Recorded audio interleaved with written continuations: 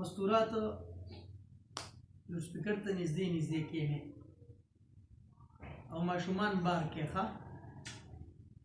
د کور ماشومانو لږ لږې پیسې ورکې او که نه بار کېږي بیا هم راځي نو بیا یوه زنانه لږه قرباني وکړئ د کور یوه زنانه لږه قرباني وکړئ دوی یو کمرې ته راجمع کړئ ماشومان ټول ور ورپسې بند کړئ او هغه یوه زنانه د دوی ټول په خبرو کې ماشومان یا دې ورلسې چپس واخلي نو نور مستورات به بیان ووري فایده به انشاءالله وشي بیان کوونکي محتاج وي اوریدونکي ټول محتاج وي نو د ویلو هم حکم دی او د اورېدو هم حکم دی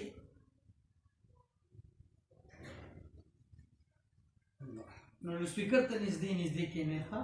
الله دې جزای خیر درکړي ادب او طلب دوه خبرې شرط دي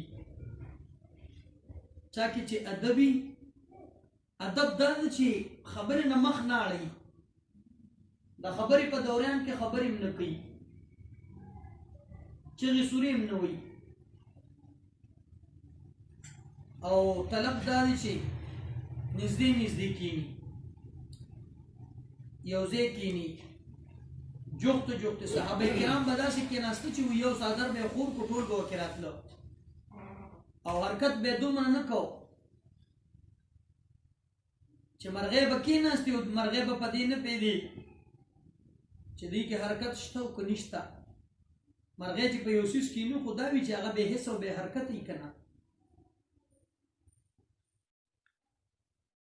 نو مشرانې زنانه خبرې نه کوي انشاءالله مجمع جوړ دې ته وي چې یوه زنانه خاموشۍ سره مینې سره محبت سره په خندا سره کینې نږدې کینې جو خبرې مه کوئ ښه که څوک خبرې کوي نو په حکمت بصیرت سره وخاندي ورته خیر دې وي خبرې مه کوئ د الله خبره کېږي دا به کافرانو وي دوی به وي کله چې قرآن ویلي کېږي نو والغو فیه چغې سورې پکې شروع کې او خبرې پکې شروع کې لعلکم تغلبون چې تاسو غالب شو د دوی قرآن مغلوب شي نو کافرانو به وي چې کله قرآن ویلي کېږي نو تاسو چغې سورې شروع کې خبرې شروع کې وی نبی علیہ السلام یو ځل د جمعې خطبه ویله او بیان په دوران کې وی کېنه یو صحابي د مسجد نبوي مخې ته روان و هلته کېناستو چې د خدای پیغمبر وفرمیل کېنې او زه دې ولاړ یم او د الله نه د عمل د قبولیت دعا م کوئ الله پاک دې اسانه کړي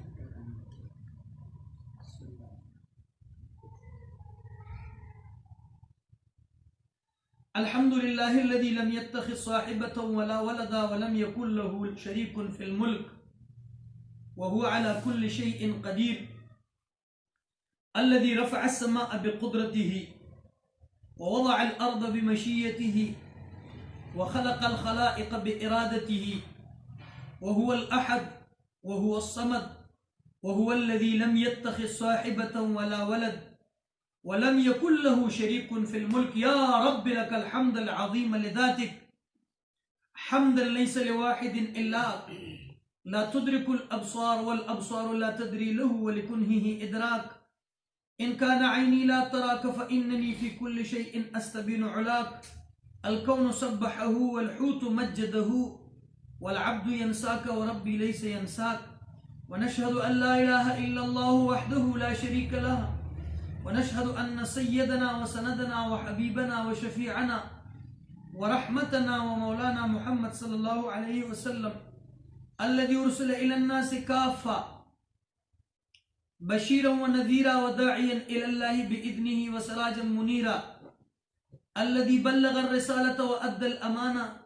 ونصح الأمة وجاهد في الله حق جهاده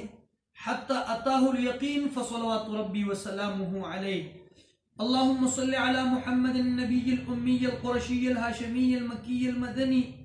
وعلى آله وصحبه وبارك وسلم تسليما كثيرا أما بعد فأعوذ بالله من الشيطان الرجيم إن الذين آمنوا والذين هاجروا وجاهدوا في سبيل الله والذين آووا ونصروا أولئك هم المؤمنون حقا لهم مغفرة ورزق كريم وقال الله عز وجل والمؤمنون والمؤمنات بعضهم أولياء بعض يأمرون بالمعروف وينهون عن المنكر. وقال الله عز وجل ومن أحسن قولا ممن دعا إلى الله وعمل صالحا وقال إنني من المسلمين. وقال النبي صلى الله عليه وسلم المرأة الصالحة إذا صلت خمسها وصامت شهرها وإطاعت بغلها وحسنت فرجها قيل لها ادخلي من أي أبواب الجنة شئت. وقال النبي صلى الله عليه وسلم إنهن خلقن من ضلع الأيسر إن تريد أن تنسبه فتكسره. وقال النبي صلى الله عليه وسلم خير أمتي من دعا إلى الله اللهم صل وسلم عليه. عزت مندو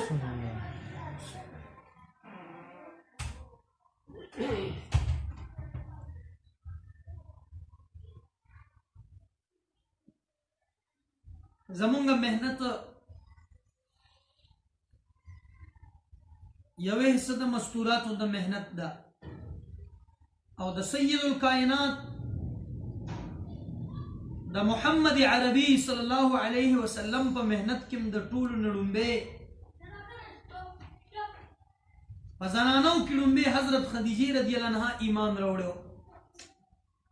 په نوجوانانو کې حضرت علی المرتضی رضی الله عنه ایمان راوړو، په ماشومانو کې حضرت زید ابن ثابت رضی الله عنه ایمان راوړو او په سړو کې حضرت ابوبکر صدیق رضی الله عنه ایمان راوړو.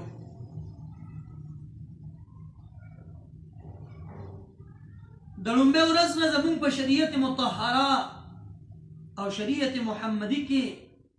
د نبی علیہ السلام سره د ټولو لومبه بیبي شریکه وه حضرت خدیجه بنت خویلد. دې لومبه ایمان راوړو. پیغمبر د خدای چې کله د غار حرا نه راغو او کور ته راغو د حضرت خدیجه نو دروازه کې به چغې کې زملونی زملونی یا خدیجه دثرونی دثرونی یا حبیبه اے زما ملګریا علامه بستر کې مغاړه یخنی می شوې ده خدیجه ما بستر کې مغاړه امان کمبل را واچوا زن نیک نیک تربوت از یار نیک زن بد بد تربوت از مار بد بد خدا د بد مار نم بدینو نیک بیبی دا خدوس نم ډیر نږدې ده لتسكنوا الیها وجعل موده ورحمه. الله وی ستاسو بیبیان دې د پاره دي چې تاسو ته آرام حاصل شي پدې او دا ستاسو د محبت او د رحمت سبب ما ګرځولې. خبيبي د خاوند د پاره رحمت دی او د محبت او د الفت زیدي. الله پاک د دې بدنونو یو ګرځولې دي. هن لباس لكم وانتم لباس لهن. دوی ستاسو جامې دي او تاسو د دې جامې. جامې دا د بدن پورې نښتې وي. خاوند د ښځې او ښځه د خاوند دا الله بدن یو ګرځولی دی ځکه د الله د بندګۍ نه بعد په ښځه باندې د ټولو نه غټ حق د چا وي؟ د خپل خاوند. انما هو لك نار او الجنه وتوی دا ښځه ستا دپاره یا اور د جهنم دی. دا خاوند ښځې ته وي یا جنت د اطاعت باندې جنت دی او په نافرمانۍ سوي اور د جهنم دی. د پزمکې په سر باندې د سید الکائنات ته د دواړو جهانو سردار ته د ټولو نه نږدې حضرت فاطمه وه. یو ځل جړل یې کور ته راغله حضور ورته ځان ته نږدې که یا ابنتیه ماذا یبکیکې بچې ولې ماذا تبکیکې ولې جاړې کومه خبره دې جړئ؟ ورته وی یا رسول الله امس تنازعت مع علي فزاد وزدت فزاد وزدت فزاد وزدت. پرون مې علي سره بحث وکړو هم تیزي دوست هم تیزي ته ما هم خبرې کولې او ما هم جواب ورکړو دا دراز زباني دا ښه عمل نه دی صح اوږده ژبه مونږ ورته پښتو کې وایي سمه ژبوره ده دراز زباني غلطي باندې خاموش پاتې کېدل قابلیت دی هوښیارتوب دی جی او په غلطۍ سره بیا جوابونه ګرځول دا غلطۍ د پاسه غلطي ده تیزه ژبه راایستل ډېر جوابونه ورکول خاموش انسان څوک چې صبر کوي دوی سره الله وي دا وی فزاد وزدتو حضرت علی مې او محمد خبرې کولې نو هغه به خبره کوله ما به جواب ورکو حتی خرج غضبان د کور نه ډېر په غوسه ووتو چې په غوسه ووتو ماښام راغو فطفت عنه 7 مرات چې دې څنګه راغو نو زه ترې وزلته وراتو شوم ما به یا حبیبي ارضي عني خیر دې که نه ملګريه ما معاف کا وی وزلتې ته وراتو شوم ما به ورته الله دپاره ما معاف کا نو مې په مخ د سرور او د خوشحالۍ سره ولیدو خو اوس هم خفه دی وی پیغمبر د خدای ورته وفرمیل ای فاطمه که په داسې حالت کې درله مرګ راغو چې حضرت علي ستا نه ناراضه و زه محمد عربي پیغمبر به په تا د جنازې مونځ نه کوم انما هو لك نار او الجنه پیغمبر د خدای چې کور ته راغو د نبوت ملاوېدو نه بعد حضرت خدیجه ته الفاظ څومره خوندور او ښایسته دي ای زما ملګریا ځکه د حضور پاک علیه السلام د خپلو بیبیانو سره مینه او محبت د حضرت عایشې د محبت نوم څو حمیرا څه نبی علیہ السلام چې به کور ته راغلو نو دا د محبت الفاظو السلام علیکم یا عایشتو عایشې کیف تیکی یا حمیرا سربوړکې څنګه څه سربوړکې څنګه دا د محبت الفاظو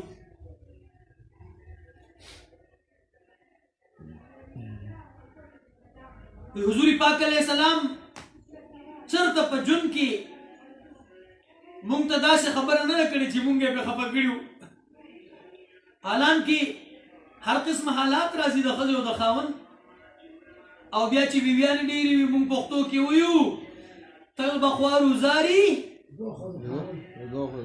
خلک وایي تل به وي آباد او د دوو ښځو خاوند زه یم تل به خوارو زاري یا مولي صاحب راته غوسه نه شي نیغ نیغ راته ګوري وایي تل به خوارو زاري او د دوو ښځو خاوند ځکه اصل کې الله وی فانكحوا ما طاب لكم من النساء مثنى دا زنانم لګي خوشالوم چې دی خوشاله شي ها الله وی په نکاح والے دوا درې او څلور فانكحوا ما طاب لكم من النساء مثنى وثلاث ودري ورباع او څلور وان خفتم الا تعدلوا بیا مخکې ناشنا خبره کړې ده دې ته گزار وی گزار صح گزار دیتا گزار وی وین خفتم من لا تعدلو که عدل نشی کولی نو فواحدتا بیا یوا او ما ملکت ایمانکم یا خپل وینزا نو بیا مخی قرآن کی وی ولن تستطيعوا ان تعدلوا بین النساء دمرا تکڑا نہیں ہے چا عدلو کے نشی کولی پیغمبر دا خدای دا دمرا بی بیانو سرم دمرا خیال ساتلی جن کی دا بی بیانو یو ځل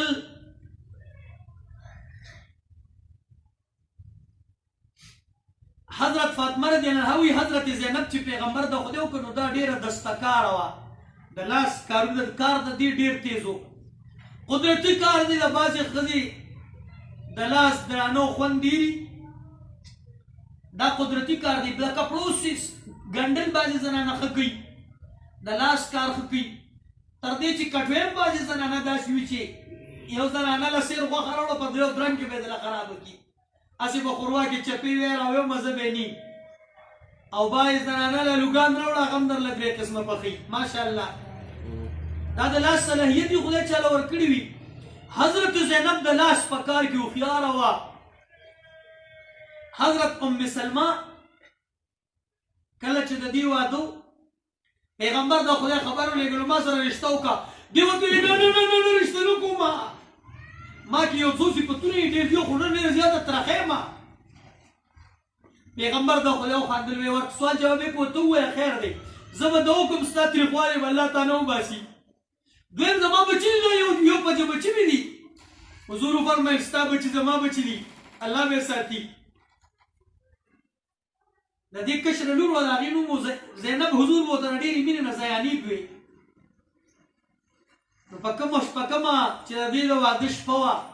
نو دې مازدیګر خواره په خپله لګیا وه حلوه یې پخوله خلک ناوې لار څه پخوي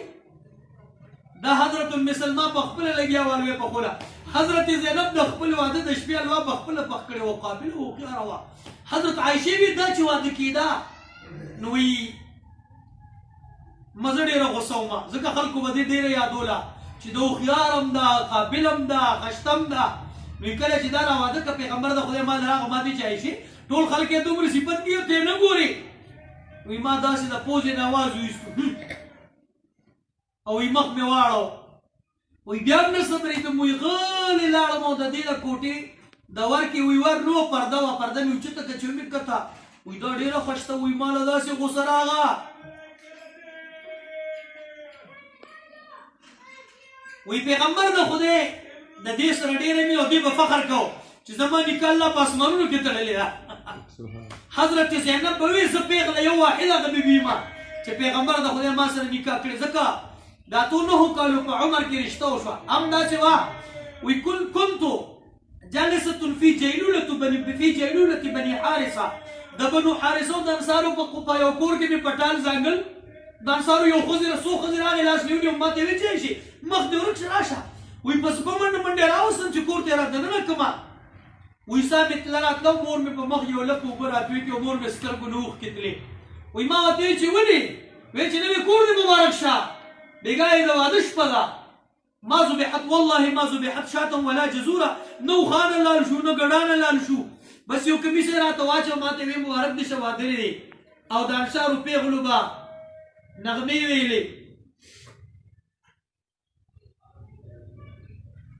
د پیغمبر د خدای خپلو بیبیانو سره مینه وه یو ځل حضرت زینب خو اسم ډېره هوښیاره وه پیغمبر علیه السلام د حضرت عایشې په کوټه کې و حضرت زینب ماشوم له حلوا ورکوه ورته یې د پیغمبر د خدای له یو سه پیغمبر علیه السلام د حضرت عایشې په کوټه کې و چې ماشوم حلوا راوړه حضرت عایشې وایي چا درکړه او ورته وایي حضرت زینب راکړه ماشوم نه یرې ووې دې پلیټ چوت کو ځمکې نه راوویستو ورته ویې ولې ما کرسنو چې دې منګر حلوا رالیږله د خدای پیغمبر له وایي پیغمبر د خدای یو خپه سملوله په ځمکه یو یې اوچته کړه او هغه د پلیټ ټوکړې را جمع کولې وه حلوا حضرت عایشې ته وایي شابه د حلوا پلیټ ورکړه ویې خندل او څه ویې ویې غارت امکم ستاسو مور ډېر غیرت وکړو ډېره غیرتمنه ده دې خو ډېر غیرت وکړو زما عزتمندو د سید الکائنات محمد عربي صلی الله علیه وسلم د خپلو بیبیانو سره څومره مینه وه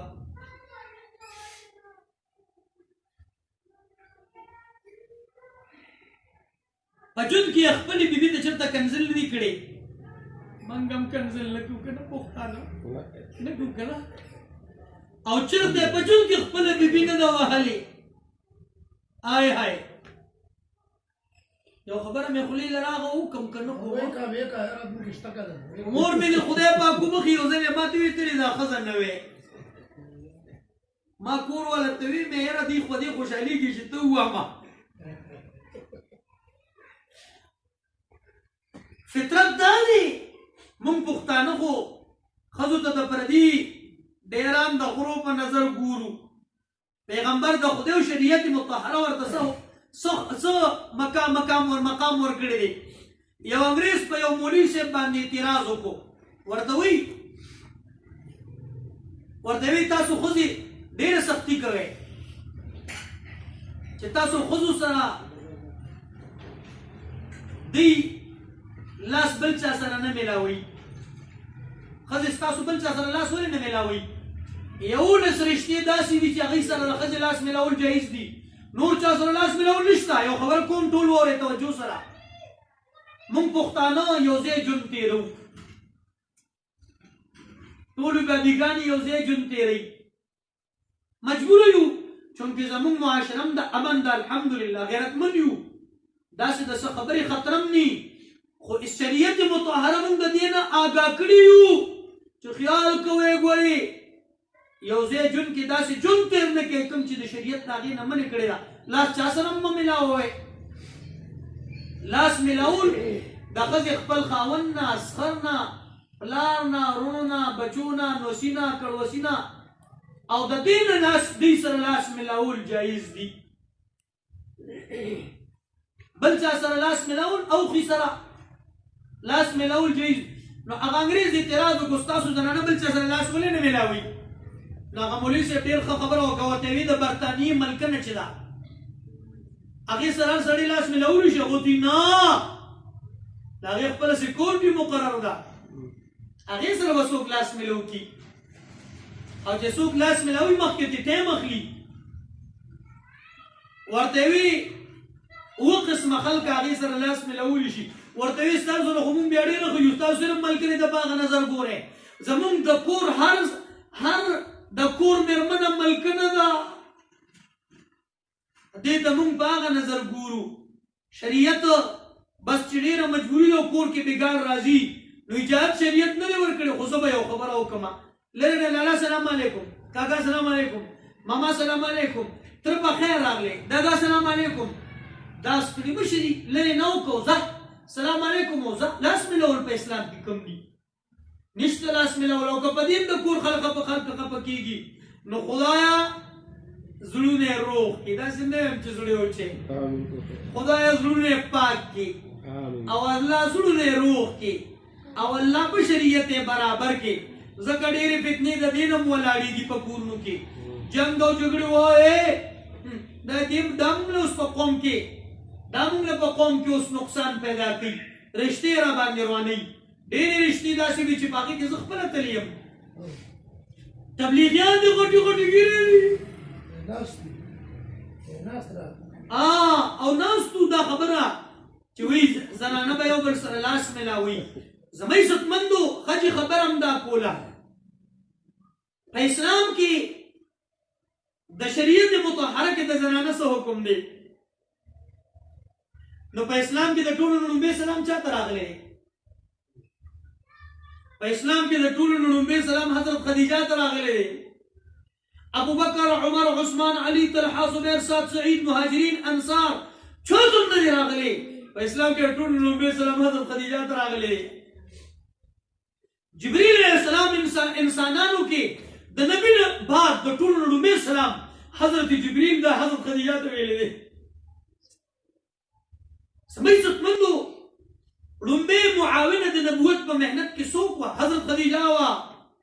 قرآن کې د سړو تذکره ده، د زنانو هم تذکره ده. په اسلام کې چې څنګه سړو توره چلولې ده داسې زنانو هم توره چلولې ده.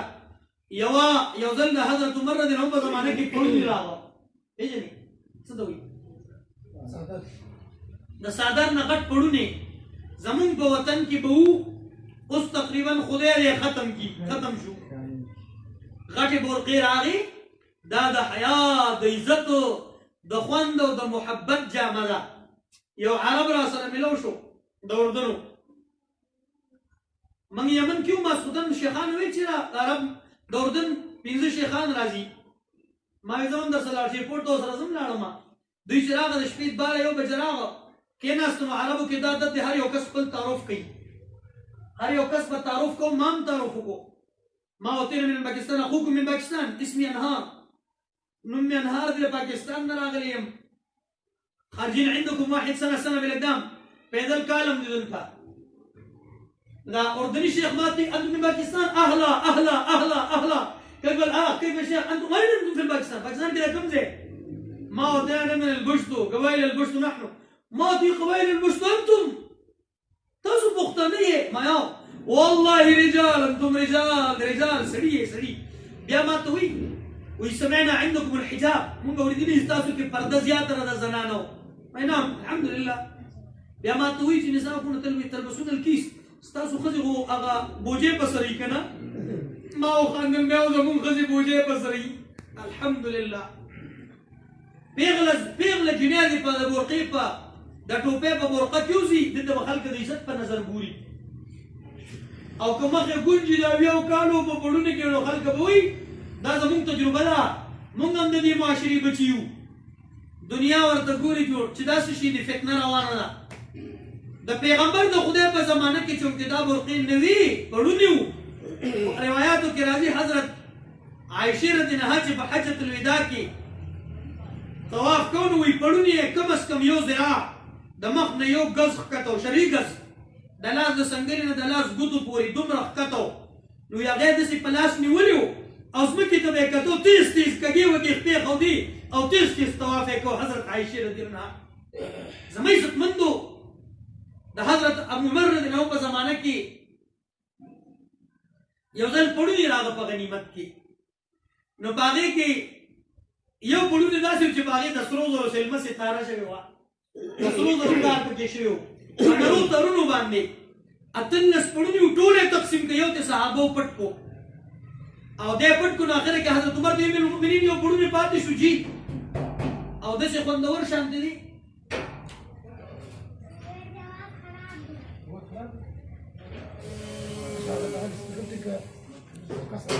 په زمانه کې 18 پړوني راغه په غنیمت کې هغې کې یو پړونی داسې و چې په هغې د سرو زرو کار شوی و سلمه ستاره نو دا 19 پړوني یې تقسیم کړه په زنانو باندې دا یو پړونی د صحابو غلي کېښودو نو اخره کې امیر المؤمنین ته وایي حضرت عمر رضی الله عنه جي یو پړونی پاتې دی داسې خوندور شانتې دي چاله ورکو نو هغه چپ شو ورته ویل جي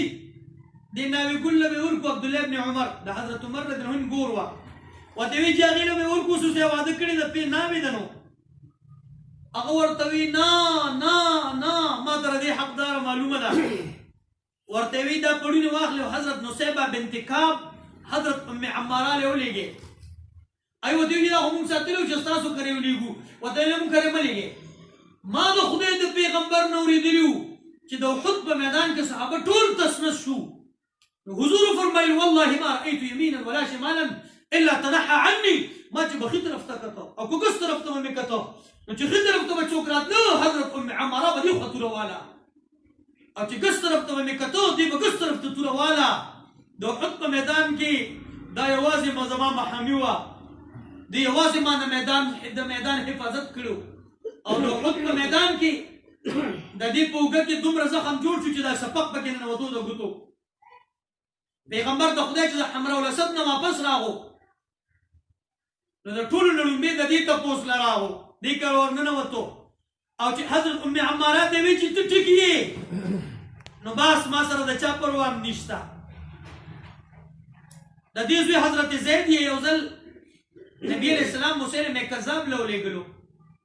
چې ویې لېږلو نو چې دې کله لاړو نو د مسیلمه کذاب نجد ته لاړو اوس ورته ریاض وي د سعودي عرب ښار دی دارالخلافه هم ده نو مسیلمه کذاب ونیو او د دې یو لاس کټ کو دته وي اتشهد انی رسول الله ما ته پیغمبر وې دا دې اشهد انک کذاب تا ته دروغجن وې ما نو یو وخت په کټ کو یو لاس بیا وته ما ته پیغمبر وې دا وته وی نه تا ته دروغجن وې ما بیا ته بل لاس کټ کو ته ما ته پیغمبر وې بیا ته بل خپل کټ کا نو دې ته نه پس مکه راو غورځېدو چې ته نه راو غورځېدو نو دلته په سینه ولا خپه کې خو د ګوډه په سینه ولا ودرېدو ورته وایي ما ته پیغمبر وې دا ورته وایي نه تا ته دروغجن ویم نو چې څنګه یې د نه جبه ونیوه او په تورې ولا خوله وواله او ټوکړې ټوکړې کو حضرت ام عماره ته چې ووایي زوی دې ټوکړې ټوکړې شو دوی داسې اسمان ته چغه کوي فرمیل والله ارزعته لهذا اليوم ما خو دته سینه د دې ورځې دپاره ورکوله چې دی به د الله لپاره همداسې کوي او بیا دعا وکړه الله داسې میدان به ته رانه ولې چې زه مسلمه ته وښیم د خپل خدای لپاره چې زه د هغه نه خپله بدله والم کله چې د حضرت ابوبکر صدیق رضی الله عنه په زمانه کې نجد باندې حضرت اکرمه رضی الله عنه حمله وکړه او اوس صحابه کرام شهیدان شو د خطر ولېږلو مدینې منورې ته حضرت ابوبکر ته وایي مونږ کم یو هغوی ډېر دي 5 کسان یې داسې ورولېږل چې حضرت ابوبکر خط ورولېږلو ورته یې وایي ما د خدای د پیغمبر نه اورېدلي دي چې زما دې 5 کسانو سره د 500 کسانو د مدد وعده ده د خدای له طرف نه هر یو کس سره د 100 کسانو اوږده واقعه ده حضرت ام عماران په دې جنګ کې وه دروازه نه کولاوېدله قلعه دروازې کولو که یو صحابي رایې ورکړه حضرت برا بن مالک رضی الله عنه حضرت برا بن مالک او برا بن عازب محمد ابن مسلمه ابو دجانه دغه صحابو چې دوی په میدان دوی به چغې والې ان الذي عاهدني خلیلي موږ د خدای پیغمبر سره په دې خبرو واده کړې ده او سره کپړه به د سر نه ابو دجانه تاوله حضرت زبیر وی په خدای قسم د خدای پیغمبر د دې حقدارو چې دوی دا توره ورکوله حضرت ام عماران دې جنګ کې شریکه وه کله چې قلعه کولو شوه محمد ابن مسلمه وی ما وی چې زه به نن مسیلمه کذاب به نن زه وژنم او حضرت وحشي د اسلام یو ډېر مینار وژلی و او شهید کړی و حضرت امیر حمزه رضی الله عنه د چغې والې الله د اسلام یو ډېر لوی سړی مې راغورځولی دی ته خو نن مسیلمه کذاب زما په لاس ووژنې دی وی زه په میدان کارزار کې ښي طرف ته تو شوم او حضرت محمد ابن مسلمه رضی الله عنه وی زه ګس طرف ته تو شوم وی مونږ بار شو چې مونږ وی چې هغه له ورسو او مسیلمه کذاب اخره کې دې د جنګ ولاړو سپیان ته تو څوک نشو ورنږدې کېدی حضرت محمد ابن مسلمه رضی الله عنه وی زه په یو غونډۍ ودرېدم او جنګ په ډېر زور شور سره دی د سره 1 لاک جنګجو کسانو مسیلمه کذاب سره وی چې ومې کته د میدان په منځ کې یو کس را روان دی او په دواړو لاسو توره وي او کله خلک ښي طرف ته غورځي او کله ګس طرف ته وی ما وی چې دا د خدای زمری څوک دی چې وی داسې مې ښه نظر ور واچو چې موږ د حضرت ام عماره ده او وی توره وي چې کله زه مسیلمه کذاب ته ورسېدم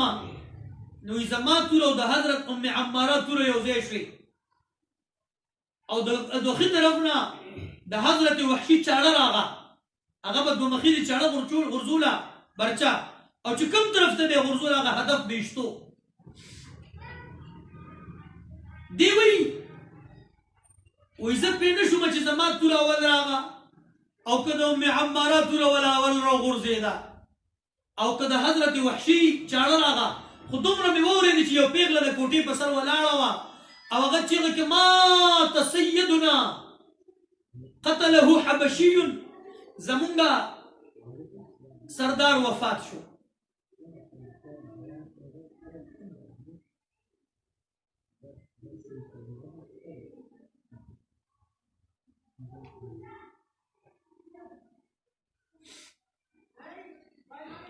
وی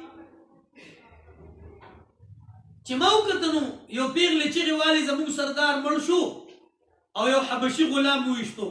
وی زه د دې اواز نه پوه شوم چې زموږ د تورو ورتلو نه مخکې د حضرت وحشي رضی الله عنه چاړه د باندې مخکې راغه نو مې عزتمندو په اسلام کې چې څومره قربانۍ نارینه وکړي د هغې هغومره قربانۍ زنانه وکړي حضرت عبدالله ابن مسعود رضی الله عنه فرمایي د حضرت انس رضی الله عنه روایت دی وی ما ته اوس هم هغه موقع یاده ده چې حضرت عایشه رضی الله عنها ام سلیم رضی الله عنهما دواړه د احد په میدان کې به دوی منډې والې او دوی به وړه مشکیزه راډکوله او د دوی پنسې دومره په تیزۍ سره یې لنګونه اوچتېده چې پنډو پورې به د منډو د وجې لنګونه راښکلي شو او دوی به منډې والې او مشکیزې به یې راډکولې او هغه به د مجاهدینو کم چې زخمیانو د هغوی زخمونه به یې پینځل کم چې شهیدان کېده د هغوی مخونه به یې پینځل هغوی له به یې خوله کې مشکیزو ورکولې اوبه به یې بسکولې او د الله جل جلاله د دین د اسلام یو ډېر لوی حکم د تیمم غونده کې لوی نعمت دا الله جل جلاله د امت ته دا د حضرت عایشه رضی الله عنها د الله په لار کې د سفر په برکت سره ورکړی زما عزتمندو په دې وجه باندې مونږ ته حکم دی د وتو حکم دی څنګه چې زنانه د خدای د پیغمبر په زمانه کې سړی تللی د الله په لار کې داسې زنانه هم تللی څنګه سړو قربانۍ کولې داسې زنانه هم قربانۍ کولې څنګه سړو خپل وطنونه پرېښودل داسې زنانه وختن به راتلې د الله په لار کې به تلې قربانۍ به یې کولې مجاهدي وایي داسې کار و کله چې د حدیبیې په مقه باندې نبي علیه السلام عمرې له تللی و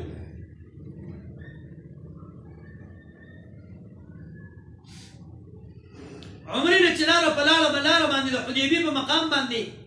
کافرانو د مکې حصار کې نشي راتلی بیت الله ته نشي راننوتې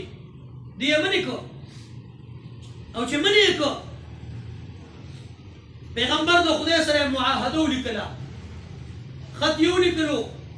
او ډېر اصول یې پکې ذکر کړ چې ډېر ناشنا و مسلمانانو باندې ظلم جبر و خو پیغمبر د خدای ټول برداشت کړ د هغه صبر بدله دا وه چې الله مکه په فتح کې ورکه صبر کوه صبر ډېر ښه دی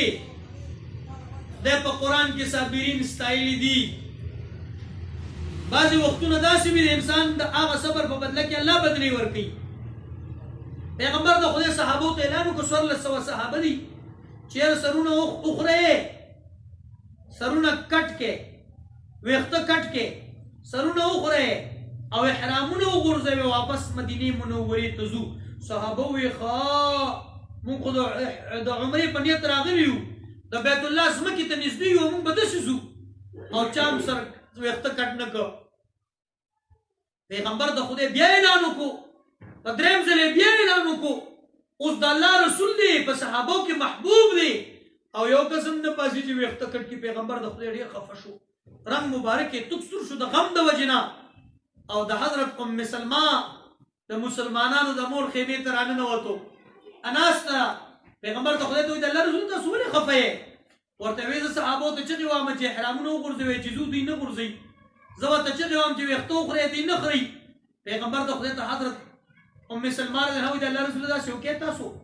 چې تاسو په خپله بار ته وځئ چې تاسو ځئ نه یې راوغواړئ چې تاسو نه یې ته کښېنئ به په خپله سرونه خورئ پیغمبر ته خدای وایي ښه چې څنګه راووتو چغه کې این الحلاق هلکه نه یې څه شو چې نه یې راغو